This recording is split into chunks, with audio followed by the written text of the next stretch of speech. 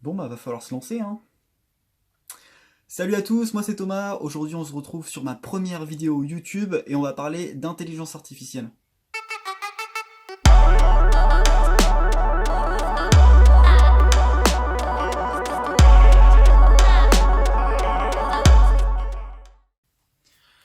Je suppose que tu as déjà entendu parler de Sophia. Sophia, pour rappel, c'est un robot humanoïde capable de comprendre et d'interagir avec nous, les humains. Elle peut également analyser son environnement, et ce qui est ouf, c'est que l'année dernière, elle a obtenu la nationalité saoudienne.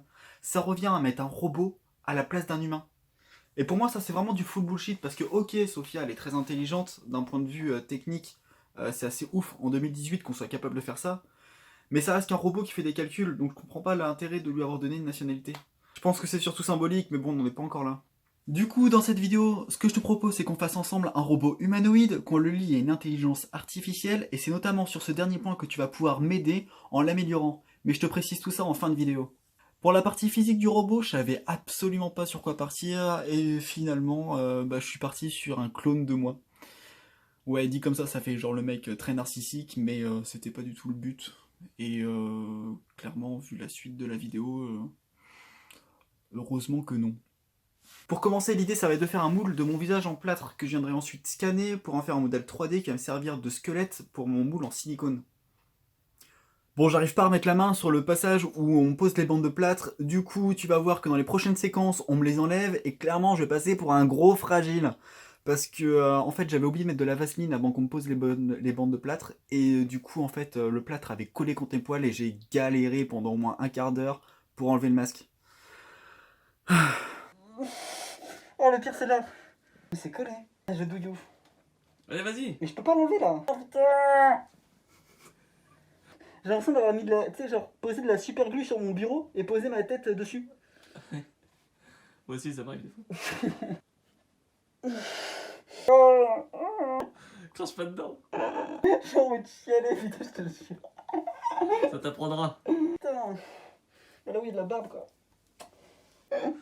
Bon, je te laisse, hein, je vais me faire un quick, moi. Je suis bloqué. Si je le fais en une fois, je gagne 1 million d'euros. Ok. Vas-y. Ah putain.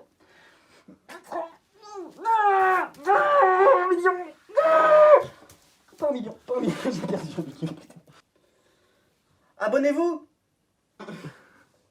Lâche pas ce blé. Putain, il y a qu'un petit bout de peau de merde là. Oh, c'est bon, c'est bon, c'est bon. Une fois la souffrance passée, j'ai obtenu ceci. Ah. Putain, elles sont neuves. Bref. Ça, c'est du coup un moule de mon visage en plâtre. Ce moule-là, je suis parti avec chez 3D Land. 3D Land, c'est une entreprise près de Caen qui fait du scan et de l'impression 3D. Et du coup, ils me l'ont numérisé pour l'imprimer en 3D. Et je dois dire que l'impression est vraiment folle. Parce que je m'attendais pas à quelque chose d'aussi précis. Et voilà ce que ça m'a sorti du coup, un masque de mon visage légèrement retouché, qui va me servir ensuite de squelette pour le moule en silicone que je vais lui faire. Bon, maintenant on attaque la partie du moule à silicone, donc pour ça on va refaire un moule de mon visage, mais cette fois-ci en alginate, ce qui va me permettre de reprendre vraiment tout le grain de peau en fait, et avoir un moule beaucoup plus propre que si je l'avais fait en plâtre. Et du coup ça va me permettre d'avoir un négatif de mon visage dans lequel je viendrai ensuite couler le silicone, pour ensuite venir appliquer ça dedans et avoir mon masque en silicone avec ça qui va me servir de support. Donc la technique pour respirer, c'est de se mettre des embouts d'écouteurs accrochés à de la paille, enfin des morceaux de paille, je pense que c'est la meilleure solution. Donc une fois vis comme ça, J'avoue, c'est vrai. c'est nickel pour respirer. Ouais. Prête? T'es prêt? Prêt? Ok.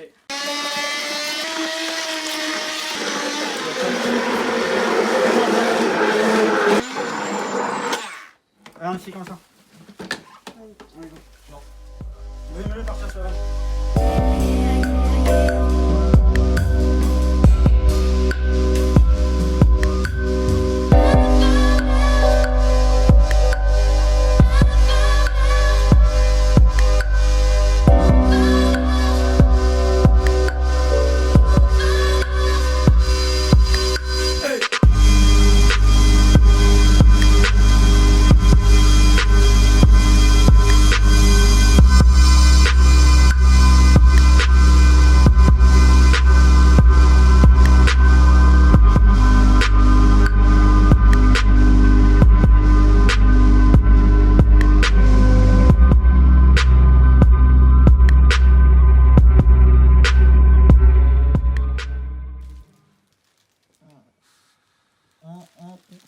tuer le truc. Tête de mort, mon frère. Ça fait trop ça avec au niveau du nez. Tu arrives? Non. T'es Fais des bloqué? grimaces. Ah, c'est les yeux?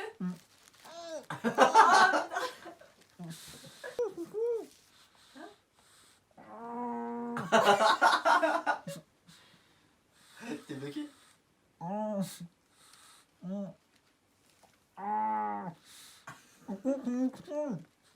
Ça tire sur tes cils? Ah. On s'en fout, hein, faut que ça dégage. Hein. T'as dû mettre de la vaseline. Oh purée. T'as réussi à l'enlever? T'es bloqué. Et si t'essaies, je sais pas. Ouais, bah non, c'est des cils. Ah, c'est bon? Attention. Ah, y'a trop. Qu'est-ce qu'il y avait? Ah, il est parfait. En fait, non, les yeux sont très bien. C'est les sourcils, non? C'est juste au-dessus où. Attends, parce que j'ai même pas vu. Je pense qu'il va falloir que je refasse un tout petit peu le nez après en. Ouais.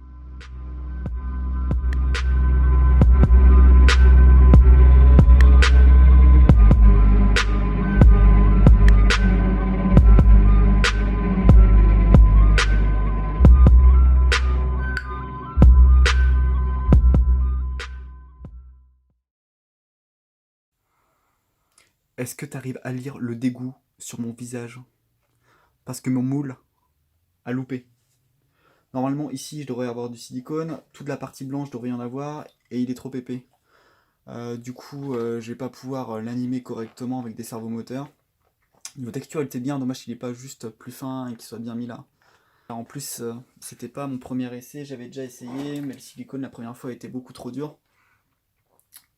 Donc, je pouvais vraiment rien y faire de celui-ci. J'avais même essayé de creuser, mais rien n'y faisait.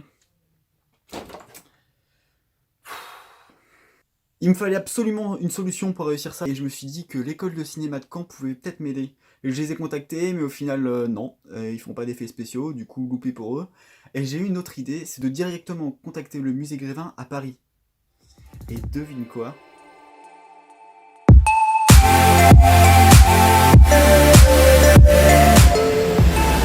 Vous vous en doutiez, si je suis ici aujourd'hui, c'est que j'ai une réponse positive de la part du musée Grévin, et je vous emmène avec moi.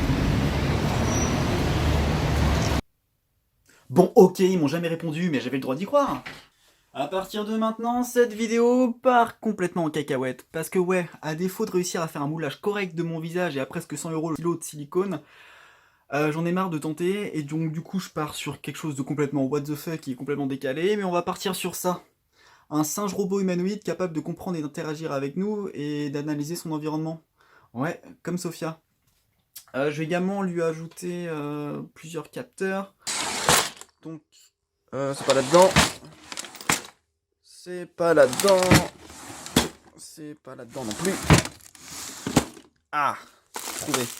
Ok, donc il y a une partie ici. Tiens, il y a même mon ancien drone que j'avais fait. Bref.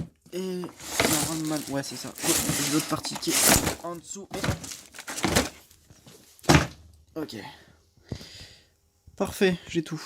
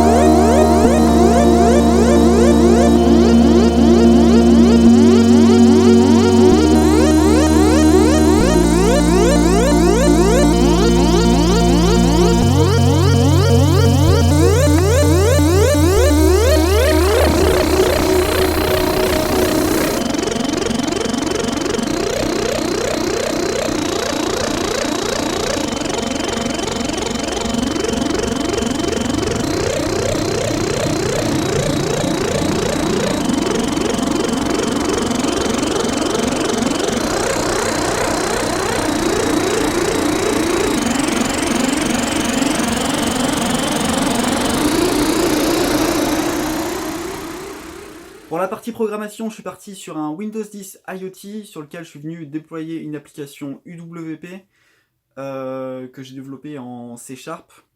Bon, maintenant tu vas me dire, ok Thomas, t'as fait un singe robot, c'est cool, mais il est capable de quoi ton singe? Eh ben je vais te montrer ça tout de suite. Une chaise. Bon, je vous rapproche.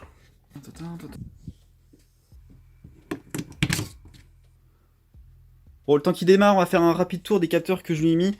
Du coup, il a un capteur de distance ici, un capteur de distance là qui est caché par le t-shirt. Ça lui permet de savoir dans son environnement proche s'il y a des objets ou des gens. Ici, c'est des LED infrarouges pour qu'il puisse voir dans la nuit. Ici, j'ai un capteur de luminosité. Quand je passe devant, quand je viens de le stopper, j'ai le LED infrarouge qui vient de s'allumer. Donc là, on les voit à la caméra parce que la lentille de la caméra les voit, mais nous, à l'œil humain, on ne peut pas les voir. Donc si j'éteins complètement la lumière et que je retourne la caméra, là je suis complètement dans le noir, donc je vois absolument rien. Et normalement la caméra, on me voit. Dans sa casquette, un capteur de luminosité. On a également un capteur d'humidité et de température ici. Comme autre capteur, le capteur de choc qui est juste ici. Je vais vous montrer après à quoi il sert. Et voilà, niveau capteur, on a fait le tour. Après, c'est les différents servomoteurs pour faire bouger les yeux, la bouche. Finalement, je vais pas faire bouger les oreilles parce que j'ai eu des problèmes. J'ai un servomoteur d'un œil qui a grillé. Du coup, je l'ai remplacé. Il a regrillé parce qu'en fait, ils sont pas assez puissants pour ce que je leur demande de faire. Du coup, j'avais plus assez de servomoteur pour les oreilles. Et donc, pour l'instant, les oreilles ne bougeront pas. Autre problème que j'ai eu aussi, c'est au niveau de la caméra. J'ai pas pu en fait utiliser la caméra qui est dans l'œil parce que la NAT pour utiliser cette caméra n'est pas utilisée, enfin n'est pas reconnue avec le Windows 10 IoT. Du coup, j'ai dû bidouiller et caler une petite caméra ici. Et donc ça fait un peu moche, mais c'est la seule solution que j'ai trouvée. Bon, Teva, comment tu vas? Le lycée va très bien, je me sens d'humeur électrique. Est-ce que tu sais que t'es beau gosse? Évidemment que je le sais, tu crois quoi? Quel âge as-tu? Je n'ai pas vraiment d'anniversaire. Il faut être humain pour cela. Ok. Bon, Teva, faut que je t'avoue quelque chose. Je crois que je t'aime. Merci, ça me touche. En fait donc je m'en fiche, voilà, voilà. Attends, t'as juste un œil qui... Vraiment, cacahuète. Si t'avais un conseil à me donner, tu me dirais quoi? En tant que bon ami, mon conseil serait de bien profiter des quelques années qui te restent à vivre avant que nous reprenions le pouvoir.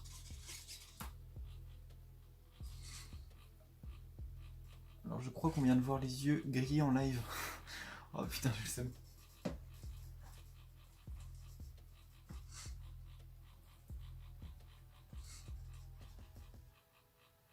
Ok, les yeux viennent de griller en live, c'est parfait. Il va exploser le robot. C'est quoi ce bruit? T'es un peu trop drôle toi en fait. Je vois que tu apprécies mon sens de l'humour, ça fait plaisir. Même si dans le fond je suis très sérieux. Ok. Je vais régler son petit problème d'œil, du coup on va continuer. Teva, pour qui tu travailles? Je travaille chez Thomas pour Thomas, une sorte d'esclavagisme. Et oui. Est-ce que tu me fais un câlin? Tu me fais un câlin? Yes. Tu me fais un câlin? Commence par me fabriquer des bras et on en reparle. Alors, ouais, je t'ai frappé, mais c'est normal, parce qu'en fait, j'ai un souci, c'est que quand je suis sur le PC, quand je lance le logiciel sur le PC, quand il finit d'entendre une voix, il réinitialise bien pour écouter la suivante. Mais sur le Raspberry Pi, de temps en temps, j'ai un petit souci. Il vient pas dans mon événement pour dire que la voix c'est terminée. Et du coup, j'ai lié le capteur de choc au fait de réinitialiser tout le système pour pouvoir le faire dialoguer sur le Raspberry. J'ai pas trouvé d'autre solution, j'ai beau débugger, tout ça, je trouve pas le problème. Donc en fait, quand il entend pas, sur le Raspberry Pi qu'à plusieurs reprises il est dans les choux. Il suffit de lui donner une petite claque et puis il repart. C'est la seule technique que j'ai trouvée. Là tu demandes sûrement comment il peut me répondre. En fait c'est simple, je vais essayer de cacher le micro. Pour pouvoir dialoguer avec lui, j'utilise Dialogflow. Dialogflow, c'est une API de Google qui permet de créer à la base des chatbots. Et si on la détourne un peu, il y a moyen de s'en servir pour faire une petite intelligence artificielle comme ça. En gros, ça marche comment? Quand il entend une voix, par exemple bonjour, dans l'IA, enfin dans le Dialogflow, j'ai enregistré plusieurs contextes. Donc un contexte bonjour, dans ce contexte-là, il y a plusieurs phrases. Donc bonjour, comment vas-tu? Hey, salut, ça va? Et avec ça, en fait, quand je vais lui donner la phrase dans Dialogflow, il va être capable d'analyser la phrase pour savoir dans quel contexte il appartient, avec, en analysant les synonymes et à base de machine learning. Et il va répondre parmi toutes les réponses que je lui ai données dans ce contexte. J'espère que j'ai été clair. Maintenant, on va voir de quoi il est capable avec son analyse d'environnement et d'image. Pour ça, j'utilise l'API Microsoft, API Vision et API Faces. Et J'ai pas compris ce que tu as dit, articule bordel. je ne te parlais pas. On va continuer comme ça. L'API Microsoft fonctionne vraiment très simplement. Il suffit de lui envoyer une image sur un serveur. Et le serveur nous répond dans un format JSON, donc c'est un fichier structuré de données. Il suffit d'analyser ça après pour récupérer les informations qui nous intéressent. Mais si je mélange l'API Dialogflow avec l'API de Microsoft, ce qui est cool, c'est qu'on peut faire des interactions sympas. C'est-à-dire que si je lui demande au robot de déterminer mon âge, il va être capable de le faire. C'est-à-dire que si je lui dis quel âge j'ai, il va d'abord envoyer cette phrase-là dans l'API de Dialogflow. Dialogflow il va déterminer que cette phrase-là correspond à un contexte de demande d'âge, donc il va me renvoyer un code pour savoir quelle fonctionnalité ça correspond, d'analyse, et du coup à ce moment-là je prends une photo de son environnement actuel et j'envoie ça dans l'API de Microsoft, et à partir de là, du coup, il va me sortir les informations que je lui ai demandé. Par exemple, si je me mets devant lui. Bon, Théva, entre nous, tu penses que je suis un homme ou une femme? Je dirais bien que tu es une femme, mais bon, si c'est le cas, tu vas encore me debugger longtemps et je n'aime pas être à l'arrêt, alors on va dire que t'es un homme. Merci, Théva. Qu'est-ce qu'on pourrait... Bah, à ton avis, quel âge j'ai? Je dirais 27 ans. Bon, là, il m'estime l'âge à 27 ans. Souvent, je sais pas pourquoi il me dit 27 ans, et sur les visages que j'ai analysés, il a tendance à vachement augmenter le visage. Donc, limite, il faudrait juste réduire la valeur. Quand il me dit 27, en fait, il faudrait que j'enlève 3. Ça serait pas mal. Et là, on arrive à peu près à une réponse correcte. Il peut aussi analyser les émotions d'une personne pour savoir si elle est en colère, si elle est joyeuse, si elle est méprisante, si elle est heureuse, si elle est surprise, ou si elle a le visage neutre, par exemple. J'ai pas compris. Je te parlais pas. Pour l'émotion, j'ai pas prévu de lui demander. C'est à lui de scanner automatiquement mon visage, donc on va attendre qu'il scanne mon visage. Du coup, je vais faire une tête de colère. On va faire ça et on va voir.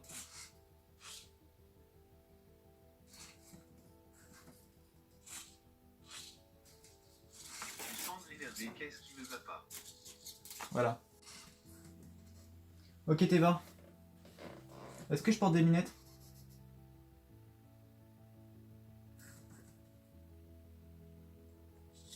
Oui, il semble bien que tu portes des lunettes. Ok. Est-ce que je suis maquillé? Non, tu n'es pas maquillé. Il fait combien de degrés dans la pièce? Il fait environ 17 degrés. 17 degrés, ok. Est-ce qu'on pourrait te demander d'autres? Ah oui. Je m'approche à moins de 15 cm en moins IRL. Parce que là, en fait, du coup, juste là, il y a des capteurs de distance, donc un là, un là. Et normalement, si je m'approche... T'approches pas trop près de moi ou ça va mal se passer. Et j'ai encore un servomoteur qui est en train de partir en live, je sais pas si vous entendez. Je sais pas où il est.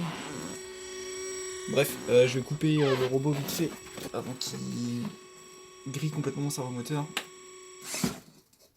Ok. Je peux aussi analyser le contenu pour savoir s'il y a des personnes nues dans la scène. C'est-à-dire qu'une personne en sous-vêtements va être différenciée d'une personne complètement nue. Et je peux différencier les deux. Donc en fait c'est drôle parce que si je sors de la douche, en fait, et qu'il me voit complètement nu, il va tourner la tête. Voilà, j'ai juste mis cette petite fonctionnalité là.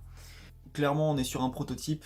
Clairement je pense que par la suite je vais recommencer mais en essayant cette fois-ci de vraiment refaire mon visage en ayant des traits de visage bien plus poussés que ça, parce que là on est quand même loin d'arriver au niveau de Sophia d'un point de vue rendu, même d'IA, c'est pas encore ça. Je vous ai dit en début de vidéo que vous pouvez m'aider pour améliorer ce robot, du coup en description je vous laisse un lien, vous pouvez aller en fait dialoguer avec Teva, enfin, avec une copie de l'IA de Teva, donc elle est vraiment peu aboutie, mais l'idée c'est que vous lui posez plein de questions, et toutes les questions en fait auxquelles il va pas savoir répondre, en fait moi ça va me permettre d'avoir une banque de questions après à implémenter.